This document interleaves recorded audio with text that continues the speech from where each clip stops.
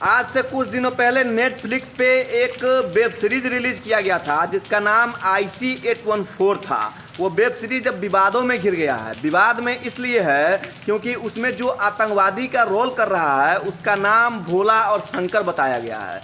जरा सोचिए, कोई आतंकवादी भोला और शंकर हो सकता है क्या? किसी ने कभी जय श्री राम बोल करके बम ब्लास्ट किया है क्या? थोड़ा आप लोग बता दीजिए।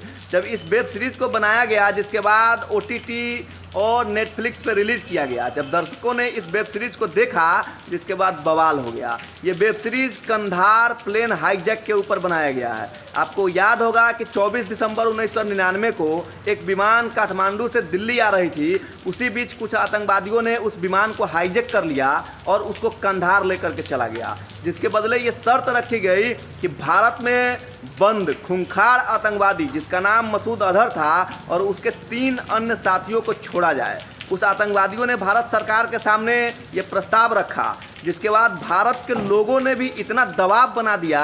तत्कालीन प्रधानमंत्री जो भाजपा के थे, उनके ऊपर भारत के लोगों के द्वारा इतना दबाव बना दिया गया कि भारत सरकार मजबूर होकर के उस खूंखार आतंकवादी को छोड़ देती है।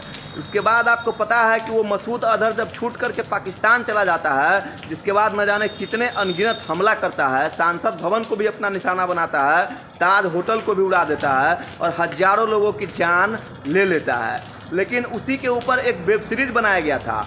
फिल्म तो अब चलता नहीं है, कोई लोग फिल्म में थिएटर में जाता नहीं है देखने के लिए। तो अब ये सब जितना प्रोड्यूसर, राइटर, एक्टर, डायरेक्टर है, ये सब अब वेब सीरीज पर काम करता है और ये सब वेब सीरीज बना करके देश के इतिहास के साथ छेड़छाड़ करता है और देश के भावनाओं के साथ खेलता है।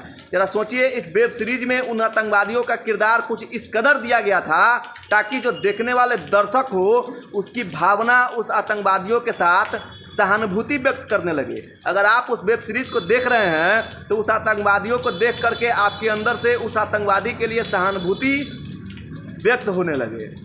इस तरीके के किरदार उस वेब सीरीज के अंदर उस आतंकवादियों के दिया गया था और उस आतंकवादी का नाम जाहिर इकबाल, सैयद अंसारी, सुहेल इकबाल, ये सब नाम था। लेकिन उस आतंकवादी का नाम भोला, शंकर और घनश्याम रख दिया गया। इसी बात को लेकर के बवाल हुआ और नेटफ्लिक्स के CEO को बुला करके सूचना एवं प्रसारण मंत्रालय ने डंडा किया। भैया, जितने भी विदेशी प्लेटफॉर्म है, चाहे वो OTT हो, नेटफ्लिक्स हो या बहुत सारे कंटेंट उस सब चीज़ों पे रिलीज होती है। बहुत सारे ऐसे प्लेटफॉर्म है जो विदेशी है और उन सब विदेशी प्लेटफॉर्म पे ये सब छोटी छोटी जो वेब सीरीज होती है वो सब रिलीज किया जाता है और हमारे लोग, जो भारत के लोग हैं, उस पर जा करके देखते हैं। तो भैया, ऐसे ऐसे प्रोड्यूसर और डायरेक्टर को बिना तेल का लाठी रगड़िए और 50 लाठी मारिए ऐसे ऐसे प्रोड्यूसर, डायरेक्टर और राइटर और एक्टर को। ये सब हमारे देश के भावना के साथ खिलवाड़ करता है और देश के जो भावना है, जो सुरक्षा है, जो आंतरिक सुरक्षा है, देश का जो एक एक मुद्दा है, उसको ये सब छेड़छाड़ करता है। इसके लिए इस सब चीज़ पर प्रतिबंध लगाया जाए और सबसे बड़ी बात कि इस वेब सीरीज़ को हम सभी को इग्नोर कर देना चाहिए ताकि इसको लॉस लगे और फिर से ये कभी ऐसा हरकत करने की ज़रूरत न करे। तो विशेष आप क्या सोचते हैं इस सब घटना को लेकर के? अपनी प्रतिक्रिया जरूर दीजिएगा। जय हिंद।